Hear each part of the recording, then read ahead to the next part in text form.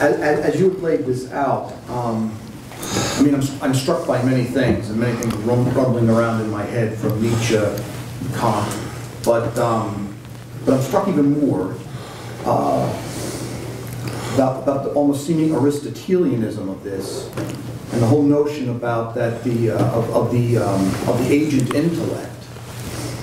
That the agent intellect knows the intellected because it exists first in the soul.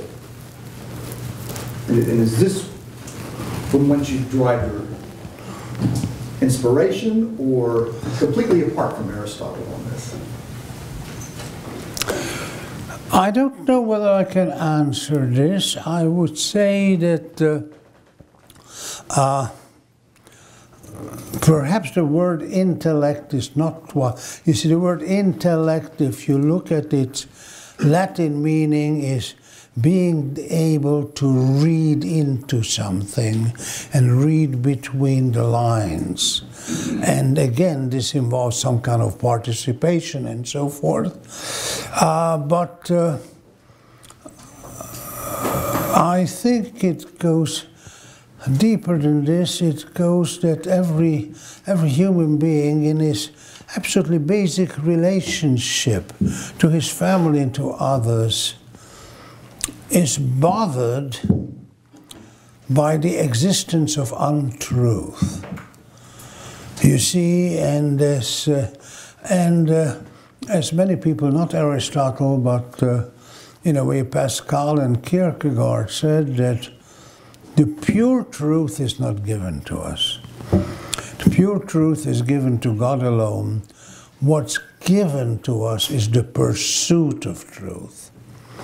And the pursuit of truth very often goes through a jungle of untruths. You have to get through a jungle of untruth to pursue truth. It's not quite Aristotelian, but I happen to believe this very deeply and greatly also by experience.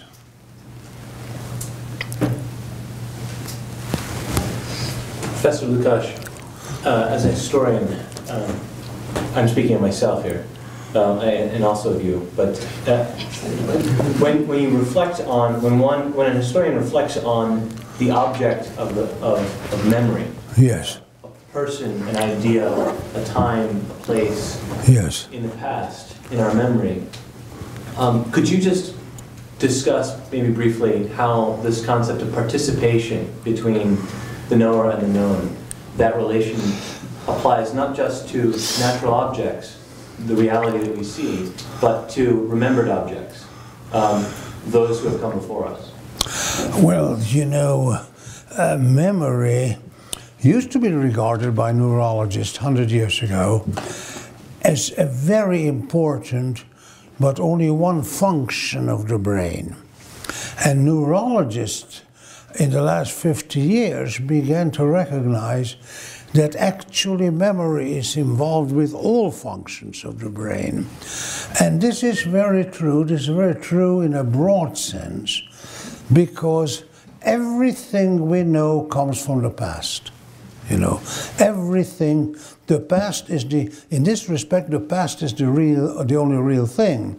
Because, I repeat to you, everything we know comes from the past. But then, you see, just as we are responsible what we think, we are also to some extent responsible. That's not quite the same thing, because as you get older, in a way, we're also responsible for what we remember, you see.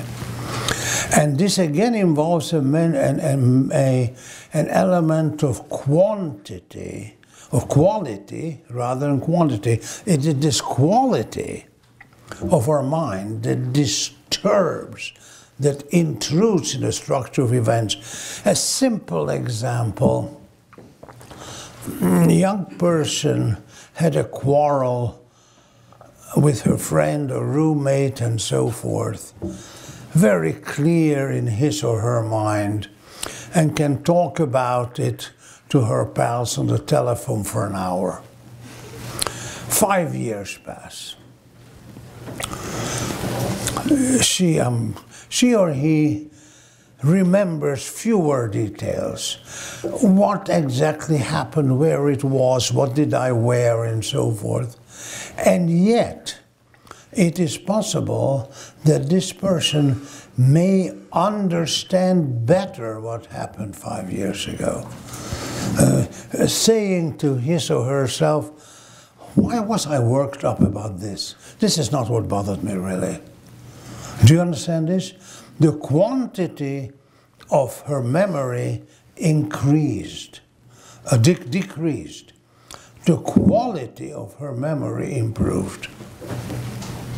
It's just another example how the functions of the human mind are far more complicated than mechanical. Yes. Last night, I believe you said that the idea of progress was something that started with the word primitive. Yes. It was wrong. When you said, we're talking about divorce, and you said, yes. Not a push of the past, but a pull of the future. Yes. Is pull of the future not something to suggest progress or evolution of the conscious too? No, because the pull of the future involves life itself. I mean, I don't want to preach about this, but life, in a way, involves the wish to have more life, you see. And our entire world, our entire everyday life is not, this is the shortcoming of mechanism, and the shortcoming even of Freudianism is that everything that happens to us comes from the past. The past, you see, the past pushes up, the past makes us what we are. To some extent, in great measures, yes. But in a way, in more than a way, our entire existence, also depends of what we are looking forward to, what we want to be. It's a pull of the future. You see, there are two English words that are unfortunately greatly confused now, but they are very different. Motive and purpose, you know. Motives comes from the past. I am this way because purpose is a pull of the future. The pull of the future exists in our everyday lives. It can be bad, you know, but there it is. It's a vital force, and again, the pull of the future disproves the mechanical cause and effect relationship. The cause and effect relationship cannot involve the pull of the future. Does this make sense to you? Yeah. Yes.